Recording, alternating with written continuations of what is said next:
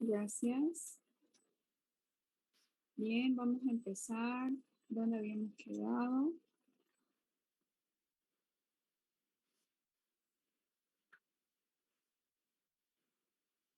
Mientras despierta Jonathan.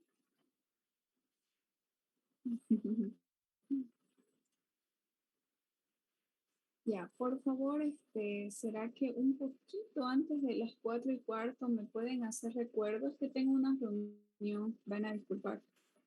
A las 4:13 por ahí. ¿Ya? ¿Alguien que se acuerde? Porque yo a veces me olvido y sigo y voy a llegar tarde a mi reunión. Por favor. Ya.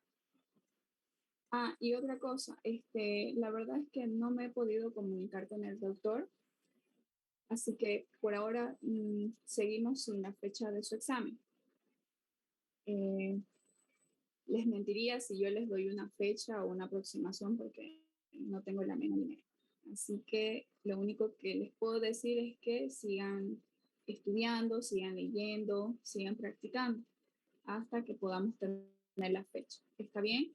Y en caso de que no creo, la verdad, que sea el día viernes, y ya el día viernes con más tiempo, si quieren, hacemos lo que estábamos haciendo en la clase pasada, que eran algunas preguntas, para que así ustedes vayan practicando también.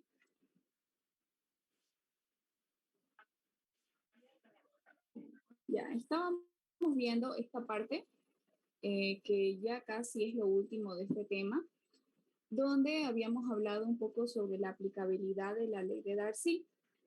Y habíamos dicho que, bueno, como las velocidades de flujo del agua subterránea son muy pequeñitas, entonces desestimamos o no tomamos en cuenta este valor de aquí, que es el valor de qué? De la energía cinética, el cual está compuesto por la velocidad al cuadrado respecto a qué? A 2 veces la gravedad. Entonces no lo tomamos en cuenta y es por eso que el valor nos queda de esta manera, ¿verdad? Entonces, en este caso, a este término le llamamos carga piezométrica o también carga potenciométrica. Entonces, en este caso, fíjense aquí, se los voy a hacer más grande para que se vea mejor. Continuando con eso que habíamos visto, fíjense que nuevamente tenemos aquí la figurita que habíamos visto al inicio para poder determinar o referirnos a la ley de Darcy, donde en este caso, obviamente, refiriéndonos a todos estos significados físicos de todos los componentes que hemos visto que podemos encontrar en la ecuación que está dada por la ley de Darcy, habíamos dicho, bueno, entre la sección 1 y la sección 2 de este tubo, ¿ok? Ya sabemos que tenemos un material granular. Entonces, ¿qué pasa? Una vez que ingresamos el agua, nosotros hemos visto que obviamente esta carga piezométrica va a ser diferente a la número 2. ¿Por qué? Porque tenemos un tubo inclinado. ¿Y esto qué nos genera? Nos genera prácticamente delta H, que nos representa al final de cuentas la pérdida de carga que existe entre el punto 1 y el punto 2. Entonces, es por eso que nosotros hemos utilizado o utilizamos esta ecuación o esta ley de Bernoulli y ya sabemos que se expresa de esta manera. Si ustedes se dan cuenta, no estamos utilizando la energía cinética. ¿Por qué? Porque ya dijimos que es demasiado pequeña y no la tomamos en cuenta. Pero lo que sí vamos a tomar en cuenta siempre es esta pérdida de carga entre la sección 1 y la sección 2 o el punto 1 y el punto 2. Es por eso que aquí, fíjense, está más S delta H. Ahora bien, en relación a esto de la conservación de la energía, sabemos que, de acuerdo a nuestra figurita, esa diferencia de carga, ¿por qué está dada? Está dada simplemente por mi altura 1 y mi altura 2, ¿verdad? Entonces, ese diferencial de carga o esa variación de la carga es respecto a las alturas del punto 1 y del punto número 2. Entonces, este es el valor que nosotros tenemos incluido en la ecuación de Darcy, acuérdense, la que vimos la clase pasada. donde tenemos este término de aquí que está casi al final. Entonces, ¿de dónde viene? De lo que acabamos de ver, de la pérdida de energía que se produce cuando el fluido tiene que viajar del punto 1 al punto 2. Entonces, en ese viaje es lo que encontramos esa diferencia o esa pérdida de energía o diferencia de carga. Bien. Aquí también tenemos, fíjense, alguna,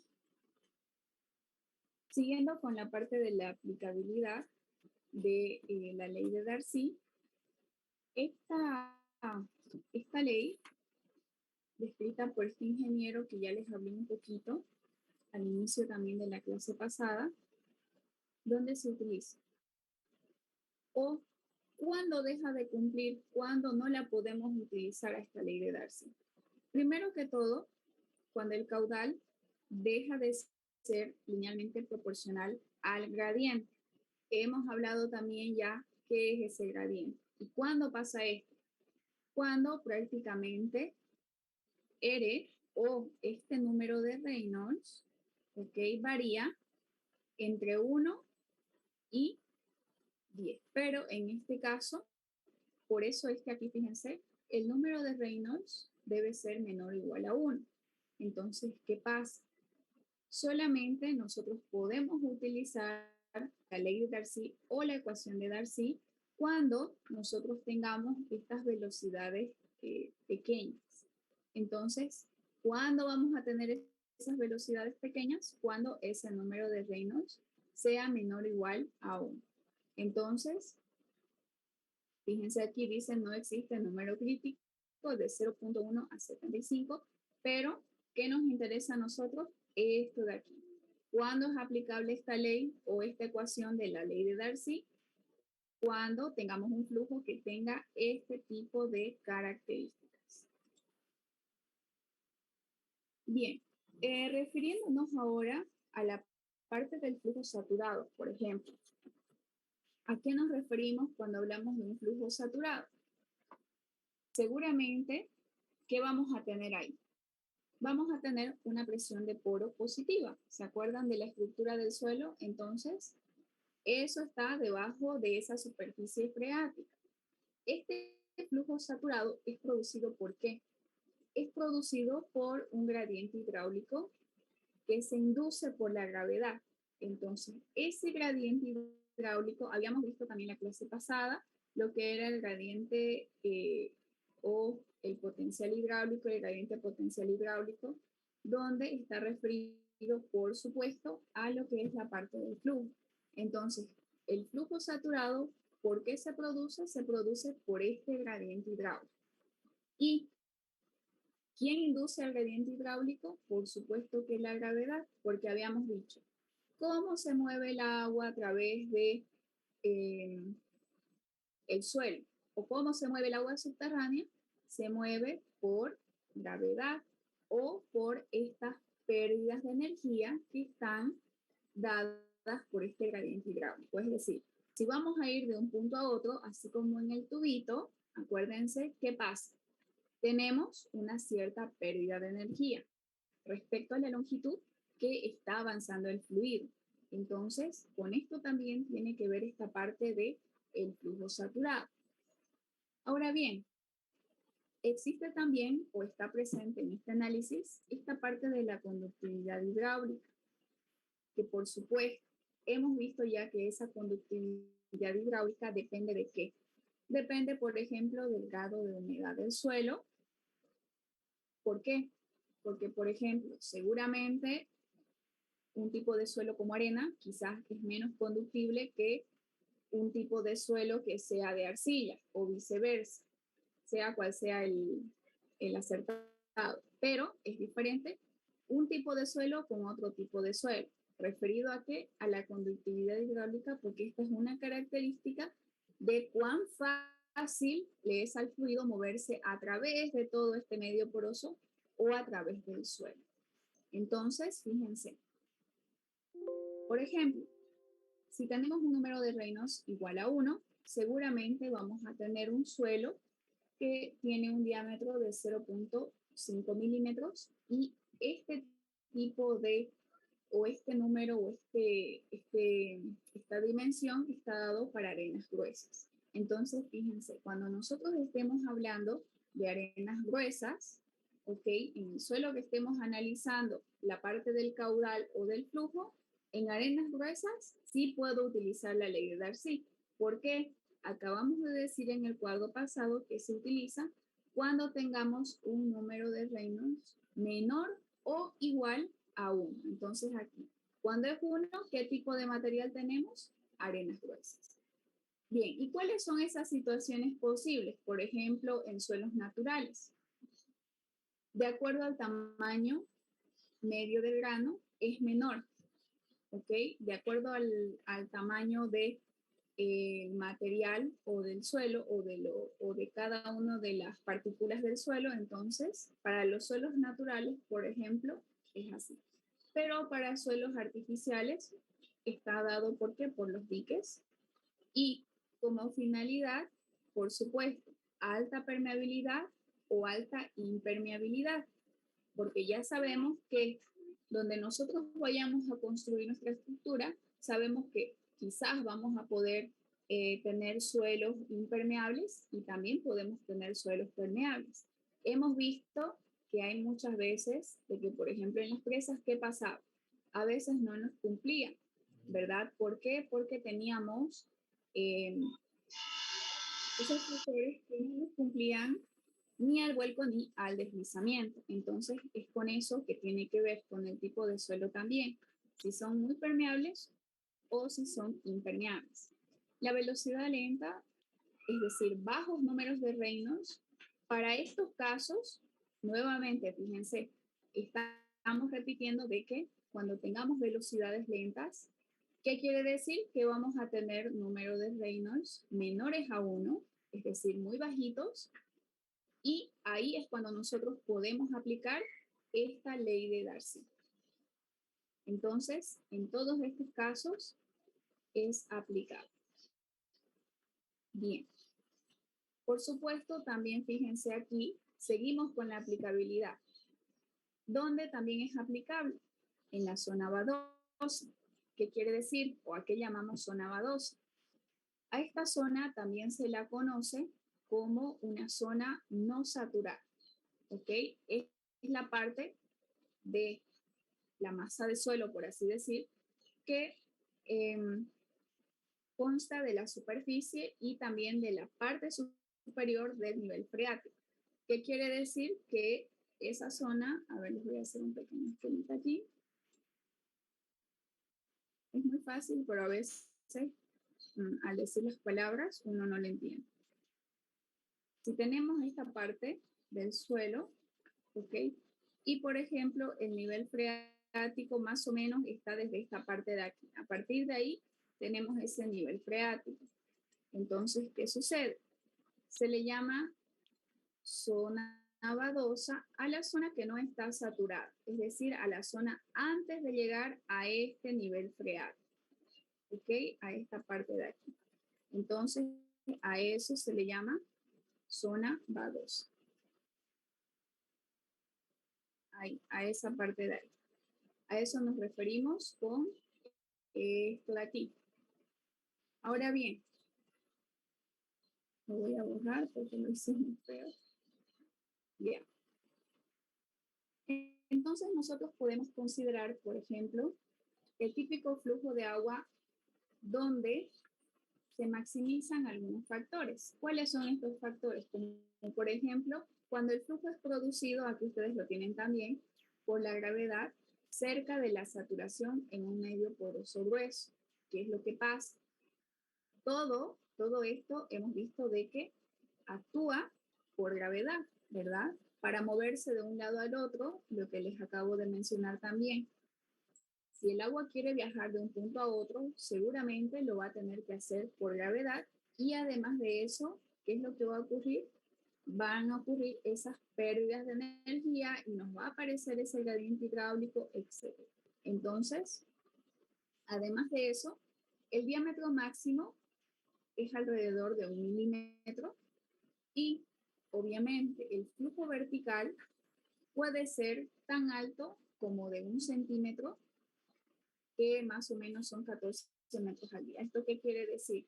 Que si nosotros hacemos esta medición, ok, hablando de manera vertical, antes de llegar a esta parte del nivel freático, ok, podemos contar desde 1 centímetro, es decir, esto ya sabemos que no se da en muchos casos de que cabemos 1 centímetro y encontremos el agua, pero cuenta desde esa medida hasta, por ejemplo, los 14 metros. Que ustedes saben que a partir de que nosotros, si es que estamos analizando esta parte del suelo, sabemos que hasta una cierta profundidad ya podemos encontrar agua, ¿verdad? Podemos ver la humedad del suelo y quizás algún caudal.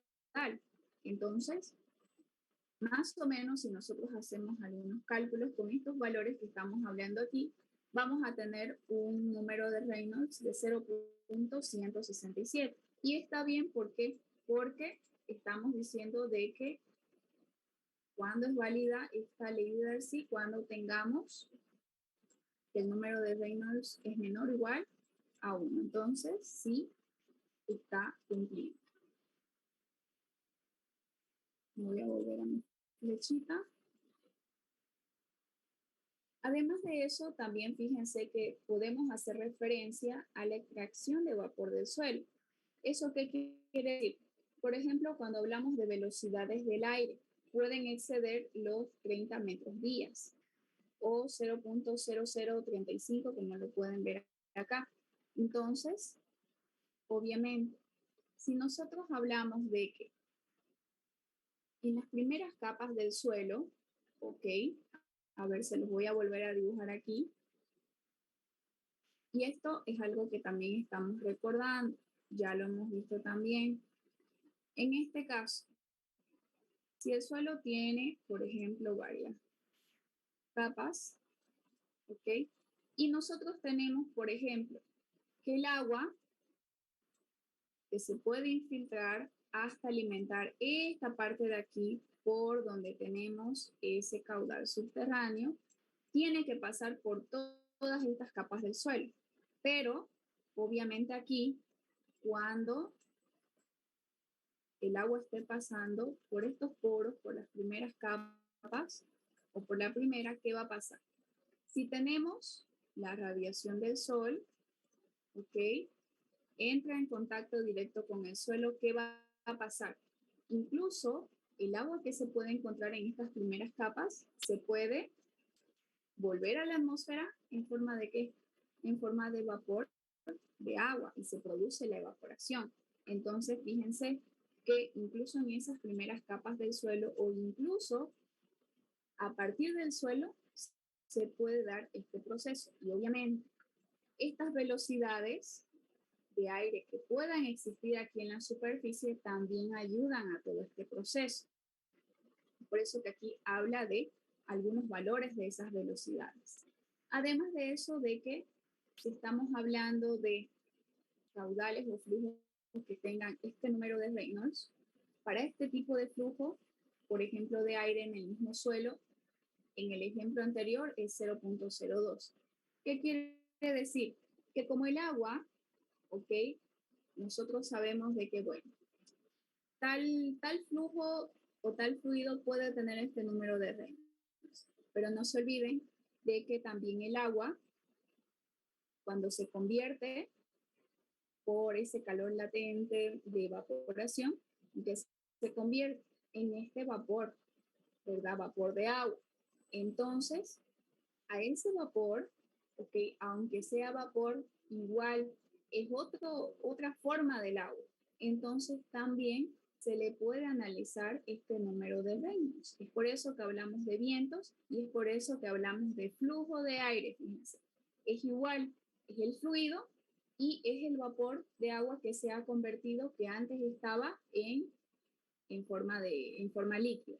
Entonces, ahí también nosotros podemos medir esas velocidades. Bien, aquí tenemos algunos otros factores también donde es aplicable esa ley de Darcy. Primero que todo, en el flujo saturado y flujo no saturado, ¿Dónde está el flujo no saturado? Aquí en las primeras capas del suelo, y el flujo saturado obviamente está más abajo o más profundo. En el estado estacionario y transitorio, es decir, si el flujo está completamente inmóvil o si está transitando o está viajando de un punto A a un punto B, podemos utilizar la ley de Darcy, flujo en acuíferos y acuitardos. Ya sabemos qué son los acuíferos, pero ¿qué son los acuitardos? Así como los acuíferos, también es una formación geológica que almacena agua, ¿ok? Pero que la transmite de una manera mucho más difícil o es más dificultoso. Entonces, en porciones bastante pequeñas. Es por eso de que los acuitardos, como su nombre lo dice, no son como estos de acá, tardan, ¿ok? En ceder el agua, tardan mucho más tiempo. ¿Por qué? Porque esa transmisión es bastante lenta y además es en pequeñas cantidades. También tenemos en el número 4, fíjense, flujo en sistemas homogéneos y heterogéneos. ¿Qué quiere decir? Obviamente es muy diferente aquí en estos isótropos o anisótropos. En este caso, para los homogéneos y heterogéneos, ustedes saben que algo homogéneo es algo que esté en un mismo sistema. Y heterogéneo, ¿qué quiere decir? Que seguramente en el momento de analizar el caudal, no solamente lo estamos analizando de forma lineal, sino que también más allá se van a ir introduciendo por infiltración más caudal. Entonces, es de la misma manera como, por ejemplo, ustedes han visto en redes de alcantarillado. ¿Qué pasa? Tenemos un conducto central donde las demás tuberías se van incorporando y van aumentando el caudal central de ese conducto principal. Entonces, de la misma manera, existen estos sistemas homogéneos y heterogéneos, donde podemos almacenar, o bueno, el caudal subterráneo puede alimentarse de diferentes fuentes, no solamente de una. Aquí en el medio isotrópico, ¿qué quiere decir? Significa que es igual en todas las direcciones de su espacio. Eso significa isótropo. Entonces, en este caso, sus propiedades mecánicas son diferentes en todas las direcciones. En este son iguales y en este anisotrópico son diferentes, ¿ok? Aquí son iguales y aquí son diferentes, eso quiere decir. El flujo en rocas y medios granulares también. ¿Qué quiere decir? Por supuesto, refiriéndonos nuevamente a la parte de los acuíferos, esta composición geológica de las rocas, donde podemos nosotros encontrar cantidades de agua almacenada, no solamente pueden ser grandes rocas, sino también medianas o incluso pequeñitas. Entonces, también tienen la capacidad de almacenar el agua. Bien, la importancia de la ley de Darcy en las estructuras. Cuando nosotros, por ejemplo, estemos refiriéndonos al control del movimiento del agua en el suelo, que es de lo que estamos hablando, y al inicio de este tema yo les expliqué de que existen algunos daños, ¿okay?, que nos pueden ocasionar el que nosotros no controlemos o no sepamos cómo está yendo el agua o cómo se mueve el agua a través del suelo. Entonces, pueden ocasionarnos muchos daños y obviamente estos aspectos son muy importantes en ingeniería civil. Todos estos problemas se van a presentar siempre y cuando nosotros, por ejemplo, trabajemos en suelos que estén saturados con presencia de agua, porque obviamente en un suelo totalmente impermeable, la verdad es que va a ser muy difícil que el agua pueda ingresar por ahí. Pero en los suelos saturados, con presencia de agua o gran cantidad de agua, sí nosotros tenemos que analizar este aspecto. ¿Y cómo lo hacemos? Al hacer las excavaciones, por ejemplo, aquí igual ustedes lo tienen en sus apuntes.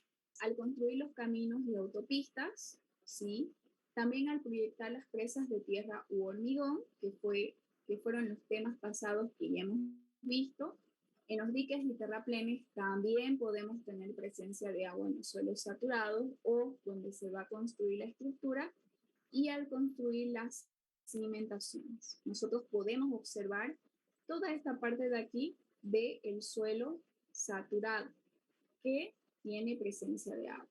Pero si estamos hablando de suelos no saturados, entonces seguramente no vamos a tener ningún inconveniente y no vamos a necesitar hacer tal análisis. Pero en este caso, por lo general, sí se lo hace. No solamente a modo de prevención, sino para saber qué tipo de suelo es el que se está utilizando antes de poder construir la estructura que vayamos a construir, sea cual sea. Bien, aquí también tenemos algunos otros aspectos de esta importancia, por lo que acabamos de decir en el cuadro pasado, ¿qué es lo que nosotros tenemos que resolver? Prácticamente es un problema del flujo del agua, ¿verdad? Entonces, como ingenieros, debemos de obtener la información fundamental respecto a muchas cuestiones, como por ejemplo, tenemos que saber cuál sería ese gasto o caudal, no se olviden que es lo mismo, de filtración en la zona que nosotros querramos estudiar o en nuestra zona de análisis. ¿Qué quiere decir? ¿Cuál va a ser esa cantidad o volumen de agua que se puede filtrar, ok, por unidad de tiempo hacia, por ejemplo, una excavación abierta, donde vayamos a construir la obra? Y también, ¿cuál es esa cantidad de agua que se nos puede embalsar y que más o menos nosotros tenemos que estimar por infiltración cuánto se va a perder a través de, por ejemplo, un dique? Entonces, tenemos que saber más o menos las cantidades y estimar estos caudales. No solamente los caudales, sino estimar también cuánto se nos puede infiltrar. ¿Por qué? Porque no se olviden que una vez que el agua se va a infiltrar, seguramente va a pasar por la zona no saturada hasta llegar a la zona saturada. Pero antes de llegar a la zona saturada, sabemos que de alguna manera nuestra estructura está en peligro. ¿Por qué? Porque es algo que está ahí, pegado a la fundación. Entonces es algo que tenemos que analizar. Así también, fíjense, aquí ustedes igual lo tienen, en este punto las presiones. Tenemos que saber cuáles van a ser esas presiones dentro de la masa de suelo y sobre las estructuras. Es decir, todas esas fuerzas que hemos analizado en, por ejemplo, el tema de presas, no solamente de relleno, sino también de hormigón, existen fuerzas y presiones que vamos a analizar en la parte del suelo y también las que provienen de la parte de arriba, donde va a estar la estructura o de la misma estructura. Las sobrepresiones de filtración también. ¿Con esto a qué nos referimos? También tenemos que tomar en cuenta esas supresiones. En este caso, por lo general, eso se toma en cuenta solamente para las presas. Para los terraplenes ya es muy diferente. Y la influencia del flujo de agua sobre la estabilidad general. ¿De qué? Del suelo a través del cual el agua se va a infiltrar. Entonces, esa zona tiende a tener demasiado caudal o en esa zona llueve mucho, y para eso nosotros ya sabemos que para hacer un análisis, antes de esto, ¿qué tenemos que hacer? Tenemos que hacer un balance, ¿verdad?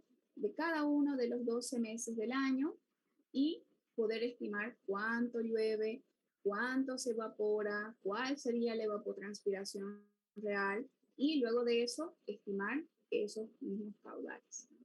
Además de eso, también todas las posibilidades del agua de infiltración de que, por ejemplo, si tenemos demasiada infiltración o demasiado caudal dentro de nuestro medio poroso, obviamente, ¿qué nos puede producir eso? Nos puede producir arrastres, no solamente del material, por ejemplo, si nuestra presa está construida de un material suelto o de terraplén, pueden haber también erosiones y, por supuesto, las tubificaciones, que era de lo que yo les hablaba, que ocurrió, si no me equivoco, en nuestra ciudad, no me acuerdo si fue en Guarnes o en Montero, donde el auto se entró al espacio que se hizo por la tubificación. Entonces, todos esos problemas son los que nosotros pudiéramos evitar si hiciéramos una buena estimación del caudal que va a pasar a través del medio poroso, en donde va a estar situada nuestra estructura. Bien. ¿Qué hora es? ¿Ya me pasé o no? 4:06, ingeniera. Lo vamos a dejar aquí porque esto de acá ya es para que nosotros veamos al final una ecuación que es muy importante y empieza desde aquí y no quiero que lo dejemos a medias para que todo concuerde y no se enreden ustedes. Bien, creo que hoy solamente hemos visto la parte de la aplicabilidad. No sé si tienen alguna consulta de lo que hemos visto hoy o les quedó claro.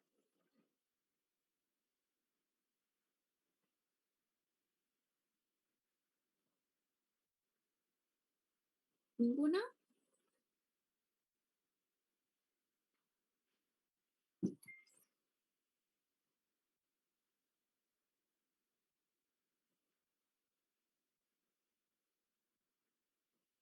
Ya, entonces nos vemos el día viernes para que podamos concluir esta parte donde ya vamos a ver una última ecuación que luego nos va a dar paso al siguiente tema y al último tema donde vamos a ver cómo podemos resolver esas ecuaciones analizando en sí ya nuestra estructura y por supuesto parte de ese caudal que va a pasar a través del medio poroso.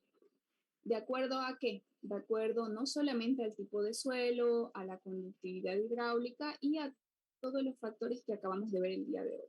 Entonces, para eso es lo que nosotros estamos viendo esta ecuación. Nos falta una más, que la vamos a terminar el viernes, una ecuación más, y con eso ya vamos a entrar al siguiente tema, que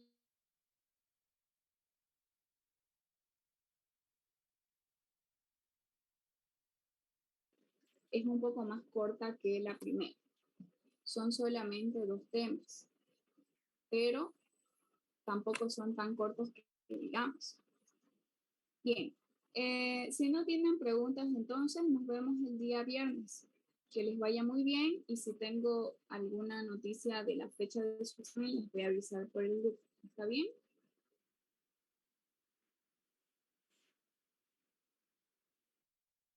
Ya, ingeniero, gracias. Hasta luego, ingeniero.